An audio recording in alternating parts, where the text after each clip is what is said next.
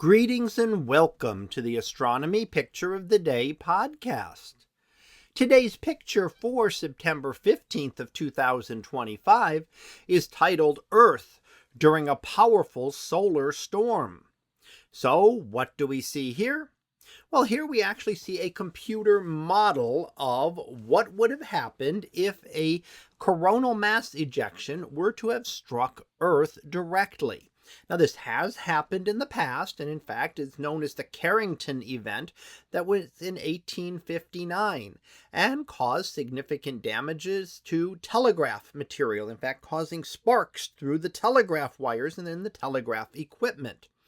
Now, we did have one that came close to Earth in 2012, but did not strike us directly, and that was a fortunate thing, because as you can see, as this video plays on a loop, you can see what it does to Earth's magnetic field, and in fact completely almost wipes it out on the side facing the sun. So you can see how it's all in green there and how it turns red, and how the magnetic field is just completely pushed back in this massive solar storm.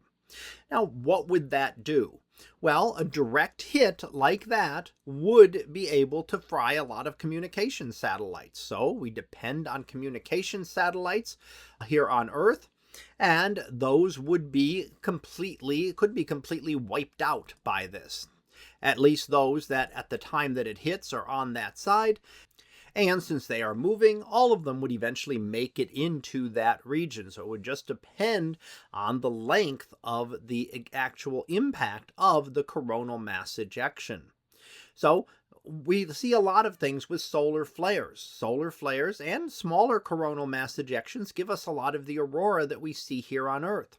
The stronger storms compress the magnetic field a little bit more, allowing the aurora to be seen at lower latitudes. However, a very intense storm that happens every 100 years or so could really completely damage things here on Earth, and depending on how strong, may damage satellites and may even be able to affect electronic equipment here on Earth. Now, of course, the last major one occurred in 1859, so there was not a lot of electric equipment around. Telegraph would have been the state of the art for communications at the time. So we're far more dependent on electronics, meaning that something that actually fries out a lot of them could be a much more significant issue now than one that hit us 150 years ago. So here again, we see a computer model of what could have happened to Earth's magnetic field if a large coronal mass ejection from about a decade ago had struck Earth head on.